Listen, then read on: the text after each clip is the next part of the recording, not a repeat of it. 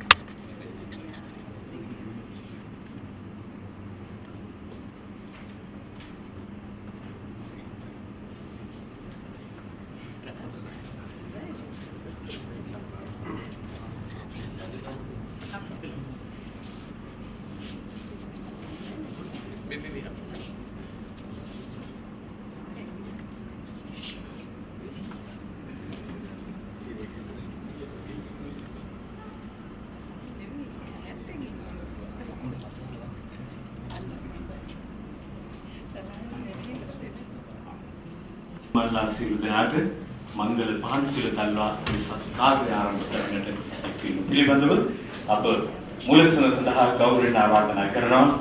අපි වරාය හා ගුවන් මුලසුනේ යසුත් ගන්නා හැටියට අපි ගෞරවයෙන් ආරාධනා කරනවා. වරාය හා ගුවන් සේවා අමාත්‍යාංශයේ ලේකම්තුමාට අපේ නියෝජ්‍ය අධ්‍යක්ෂ ජෙනරාල්තුමාට ගෞරවයෙන් ආරාධනා කරනවා මුලසුන කොහොමද හැටියට. අද දවසේ රාජ්‍යමත්තුමන්ගේ සතුටු සිනහ රැඳුණු මේ මොහොතේදී සැපමිනි සියලු දෙනා පිළිගැනීම සඳහා සෞඛ්‍ය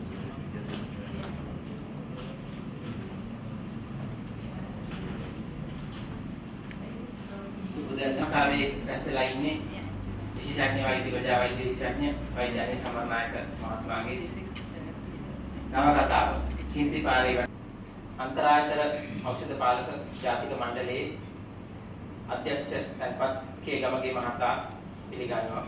ඒ වගේම සෞඛ්‍ය සංවර්ධන අරමුදලේ වර්තමාන අධ්‍යක්ෂතුමා හරේන් ප්‍රනාන්දු මැතිතුමාවත් හිටපු අධ්‍යක්ෂතුමා යසපාල මැතිතුමාවත් පිළිගන්නවා. ඒ වගේම කලින් මේ ආයතනයේ ඉඳලා දැනටත් අපේ හැම කටයුත්තකට උදව් කරන වෛද්‍ය කාන්ති ආරත්න මහත්මිය ලෝක සෞඛ්‍ය සංවිධානයේ කමින සිටිනවා. ඒ වගේම එතුමියවත් මේ ආකාරයෙන් ආදරෙන් පිළිගන්නවා.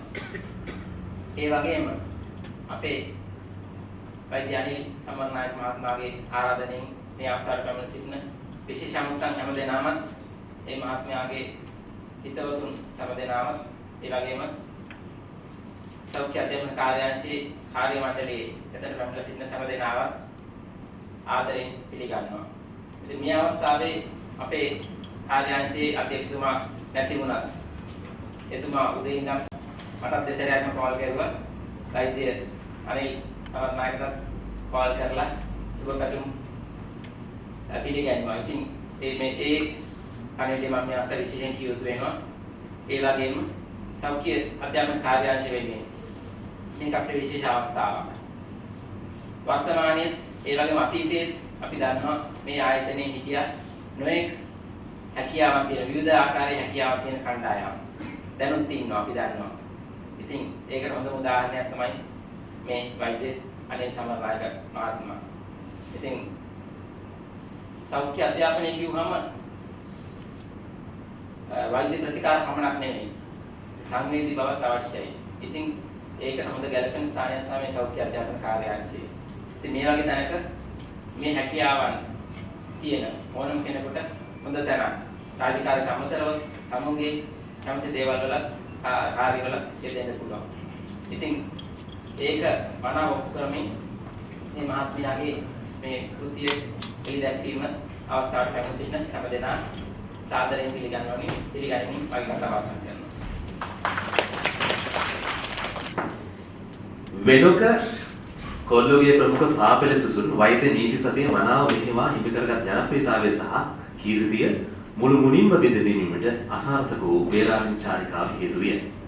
ඒ එක චේතයක්. ඒ වන විට කාව්‍යච්ඡේද විෂය නිම කර ඇනටොමි බ්ලොකේන් නික්මයාම සංකේතවත් කරමින් තුන්වන වසර සිසුන් විසින් පවත්වනු ලබන සම්ප්‍රදායික බ්ලොක් නයිට් සඳහා කටයුතු සූදානම් වෙමින් තිබිණ.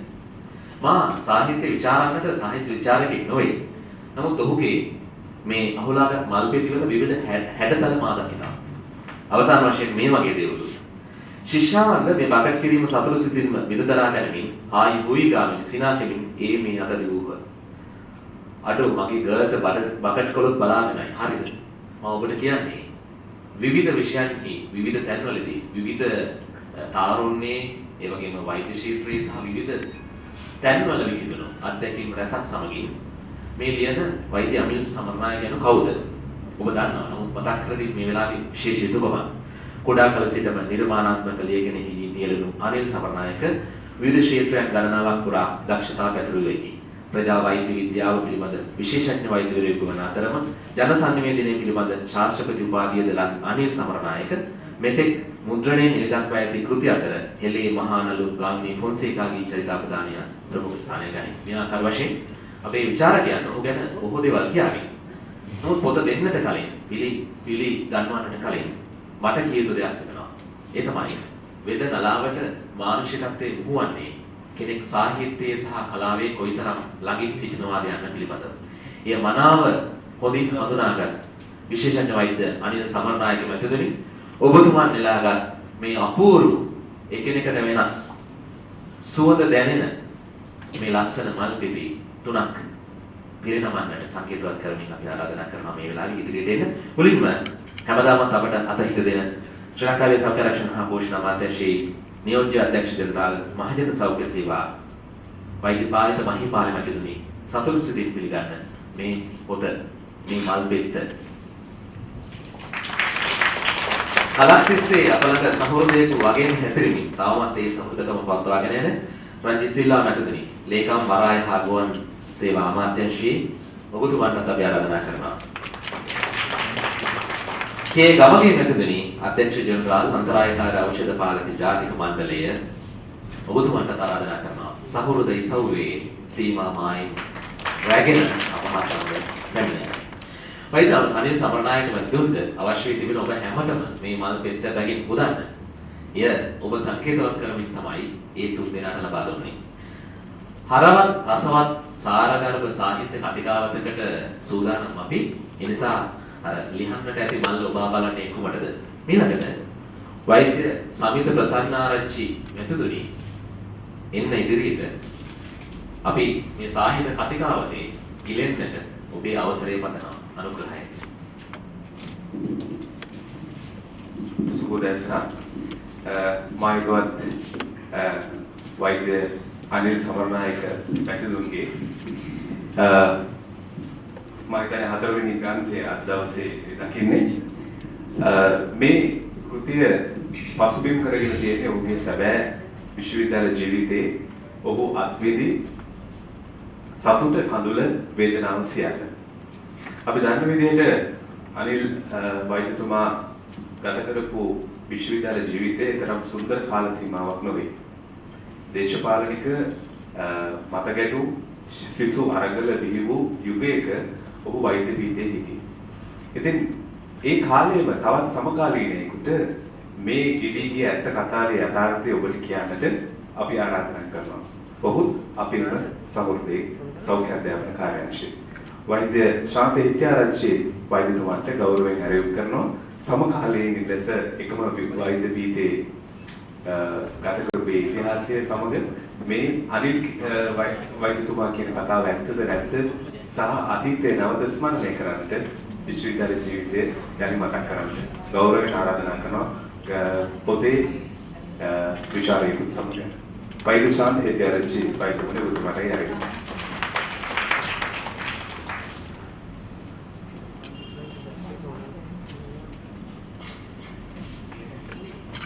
දැකපු දේවල් අත්විඳපු දේවල්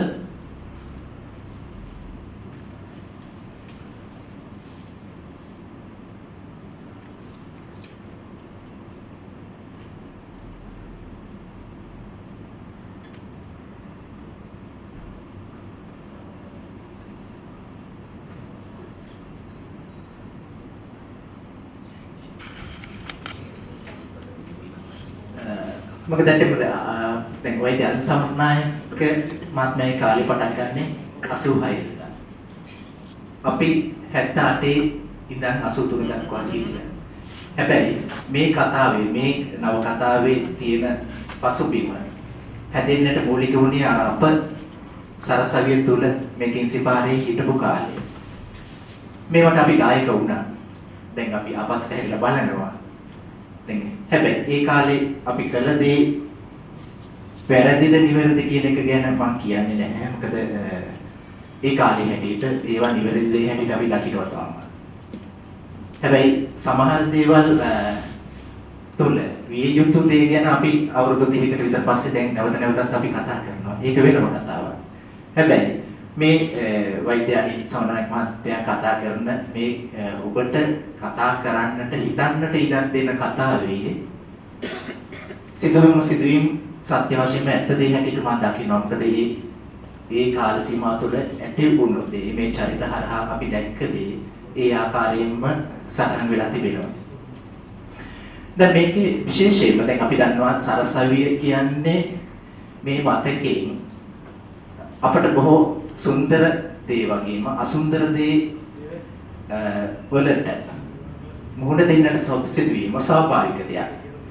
ඒකම සමහර අසුන්දර දේ සරසවිය තුළ සිදුවෙච්ච දේ අද සුන්දර මතකයක් වෙන අවස්ථා තිබෙනවා. මම හිතන්නේ ඒ ගැන මේ කතාවේ දැන් කිහිපෙකදීම මතුවෙනවා. ඒකෙම දැන් විසිරුණු මල්පෙටි කියලා මේ අනිල් සමරනායක මහත්මයා කතා කරලා තියෙන්නේ. මේ කාල සීමාව තුළ කාගේ හෝ වැරැද්දෙන් හෝ නිවැරද්දෙන් ජීවිතේ හැර යන්නට සිදු වුණු අප දන්නා වෛද්‍ය සෙසුම් ගැන මතකයක් අලුත් කරන්නට. මේක ඒ කාලේ සිදු වුණා. කාගේ හෝ වැරැද්දෙන් හෝ නිවැරද්දෙන් මේ දේ සිදු වුණා. අපි නැවත සිතන්නට ඕන. දැන් මේ පොතේ මා දකින්නවා දැන් සරසවිය තුල විශේෂයෙන් කිංසි පාර තුල සිදු වුණු මේ අපිට අවුරුදු 5ක් 6ක් කාලයක් තුල අත්විඳින්නට සිදුවන දේ. නවක වදේ ගැන බොහොම සුන්දර මතකයන් අවදි කරලා තිබෙනවා. ඒ වගේම අර අපි කියන බැච් ට්‍රිප් සුවද චාරිකා වෙනත් සුවද හමු සුවද උත්සව ඒ වගේම ශිෂ්‍ය දේශපාලනය නිසා ඇතිවෙච්ච තත්ත්වයන් ඒකම අවසානයේදී අර භීෂණ කාලයේදී භීෂණ සමයේදී සිදු වුණු අප අකමැති දේ ගැන කතා කරලා තියෙනවා. හැබැයි වෛද්‍ය සමරණකම බොහොම පරිස්සම් වෙලා තියෙනවා මේ ගැන එතුමන්ගේ මතය දෙන්න නොදී ඉන්නට. හැමෝටම හිතන්නට ඉඩ දෙන්නට. දැන් මම මේ කතාවේ කතාව ගැන මෙනව කතාව ගැන විස්තර කරන්නේ මම කතා කරන්නේ මේ කතාවට පසුබිම් වෙච්ච සිදුවීම් ගැන අපේ මතකේ. එතන අප දැන් නවකවදේ කියන එක දැන් නවකවදේ කියන එක කාලෙන් කාලෙට වෙනස් වෙනවා. ඊයේ පෙරේදා බොහොම කතාවට ලක් වුණා. අපි ඇතුල් වෙච්ච 78 83 කාලේ තරකට මේක මැඩ පැවැත්තිලා තිබුණා. නැවතත් වෛද්‍ය අනුසමරණායක මහත්මයා එනකොට තව ටිකක් වැඩි වෙලා තිබුණා. ඉතින් ඒ ඔස්සේ තමයි මේක දුවන්නේ. දැන් නවකවදේ කියන එක වගේම නවක ශිෂ්‍යයෙක් පිළිගැනීම ගැන මේ පොතේ ඇතුළත් වෙනවා. ඒ නිසා මම මාළඟ තිබෙන අතීත ඉතිහාසයෙන් කිහිපයක් ස්කෑන් කරලා මේ පඩම් මෙන්න මේ කෙලවරේ අප මේ දවස්වලත් විතර දකින්න ගුරු පුරුදු අස්සනක් දකිනවා. මම හිතන්නේ ඊළඟ එකේ ඒ අස්සන ඉදිරියට ටිකක් පැහැදිලි. මේ දවස්වල අපි මාධ්‍යයේ කාලයක් තිස්සේ දකින නම වසන්ත සිරිවර්ධන. වසන්ත සිරිවර්ධන කියන්නේ මේ රටේ ඉන්න හොඳ පාඨ ශිල්පී සජේ ඩයිස්. ඔහුට කියා මේ ආකාරයේ මේ අදාළ නිර්මාණ වලට චිත්‍ර ලබා ගත්තා. දැන් මේවා ඇත්තටම දැන් මේකේ වෛද්‍ය අනුසමරණායක මහත්මයාගේ කතාවේ තිබෙනවා පෞද්ගලික වෛද්‍ය විද්‍යාලය හා සම්බන්ධ ඇතිවෙච්ච තත්ත්වයන්. මේ වෛද්‍ය විද්‍යාලය තුල හිටියේ අපි 1978 83 කාලයේදී ඇත්තෙන්ම අප ඒ කාලේ ගණනට සිදු වුණා ආරම්භ කරන්නට සිදු වුණා ඒකත් පියවර ඉදිරියට ගෙනා ගියේ වෛද්‍ය අනුසමරණායක මහත්මයා ජීවිතේ පවා වන්දි කියවන්න සිදු වුණා. විශේෂයෙන්ම මම මතක් කළ යුතුයි. දැන් අතන මේ පොතේ කියවන චරිත කීපයක් අපි දන්නවා.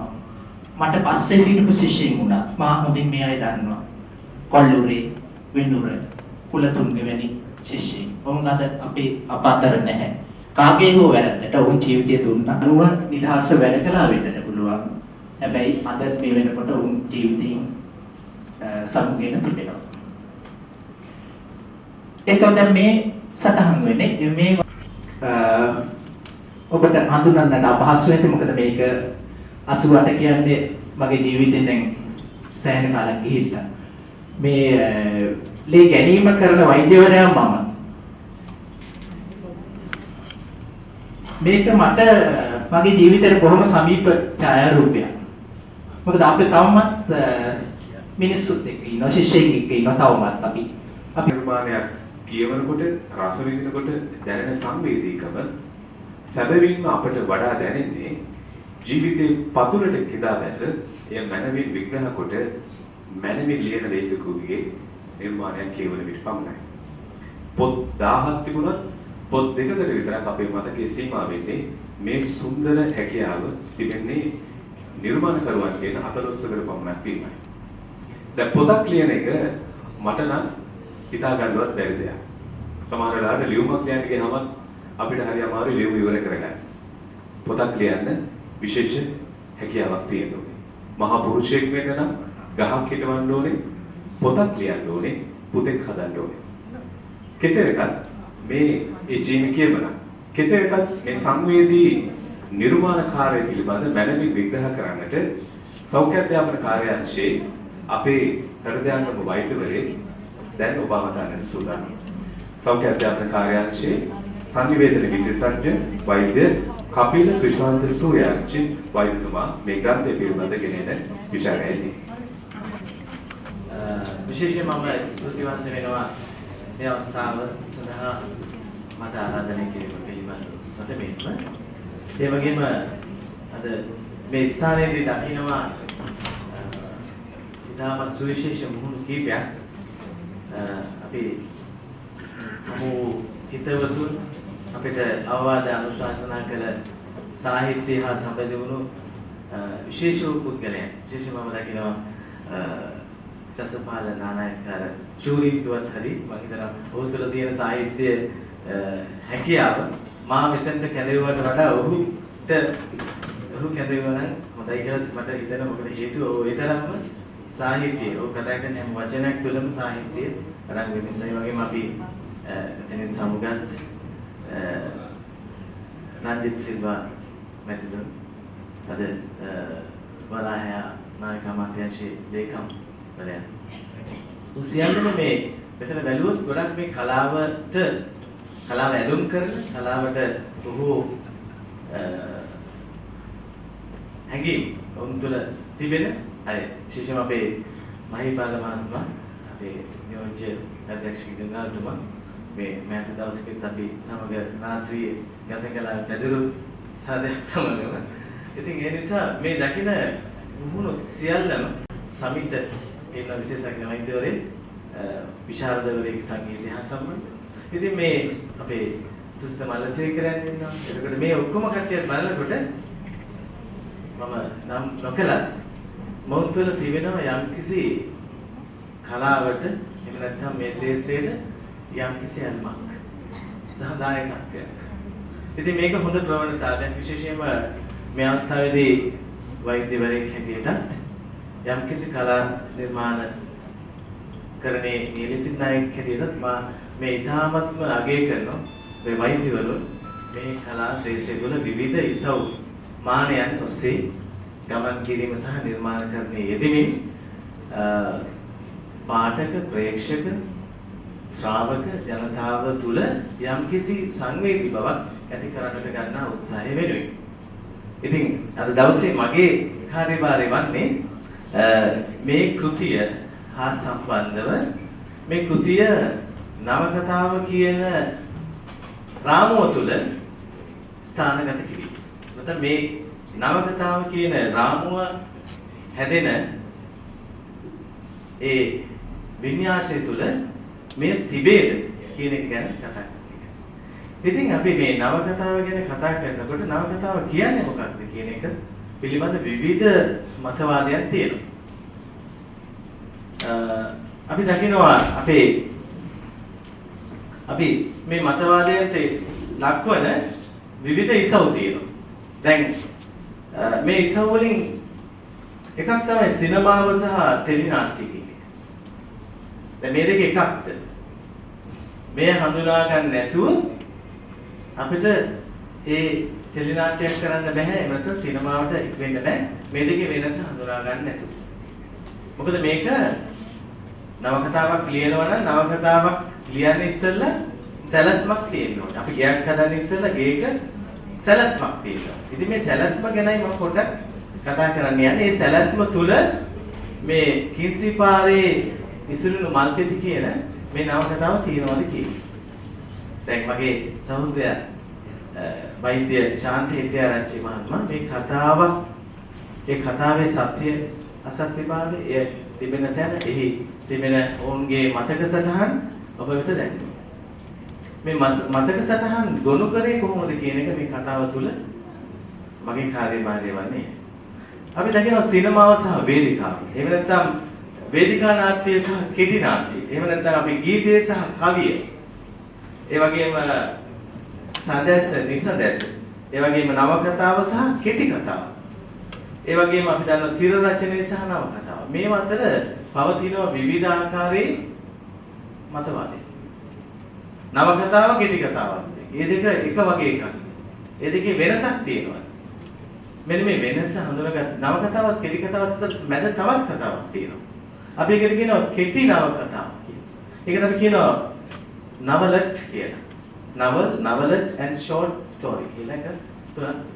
ඉතින් නවකතා කරුවෙක් මේ ලියන්න යන්නේ මේ පිටු 222ක. 223ක නවකතාවක් ලියනකොට මේ තුන හඳුනාගත්තේ නැත්නම් මේ සාර්ථකත්වයක් නැහැ. මොකද හේතුව ඔහු ලියන්න යන මේ කතාව තුල මෙය වර්ගීකරණය කරගන්න ඕනේ ඉස්සෙල්ලා. මේක නවකතාවක්ද? එහෙම නැත්නම් කෙටි නවකතාවක්ද? එහෙම නැත්නම් මේක කෙටි කතාවක්ද? මෙහි වෙනසක් තියෙනවා. ඉතින් ඒ නිසා මම අනිත්‍යව ගැන කතා කරන්නේ නැහැ. සිනමාවද ටෙලිනාට්‍ය දේවා ගැන කතා කරන්නේ නැහැ. මේ නවකතාව සහ කෙටි කතාව. ඔහු කොහොමද අත්මිදුනේ මේ කෙටි කතාව සහ කෙටි නවකතාව කියන එකෙන්. අනිවාර්යයෙන්ම මම පුංචි ආකාරයෙන් පැහැදිලි කරන්නම්. ඇත්තටම ඒක නම් සුවිශේෂී හැකියාවක්. ඒත් එක්කම මම දකින තවත් එකක් තමයි ඔහුගේ මේ ප්‍රතිභාව එක අංශයකට පමණක් සීමා වෙලා තියෙනවා කියලා හිතන්නම හරියි. ඒකට හොඳම උදාහරණයක් තමයි මගේ පශ්චාත් පරිසඳහා මාගේ වැඩට කටයුතු කරගෙන යනකොට ඔහු මට දුන් පූර්වාදර්ශය. ඔහුගේ මඟ පෙන්වීම විශේෂයෙන් සංගීතය කතා කරනකොට ඒක ඔස්සේ මාව මෙහෙවපු ආකාරය මා නොදන්නා දේවල් බොහෝ දේවල් ඔහු කියලා දුන්නා. ඒ ඇත්තටම මම හිතන්නේ ඒක වෛද්‍ය අනිල්ගේ සුවිශේෂී හැකියාවක්, සුවිශේෂී දෙයක්.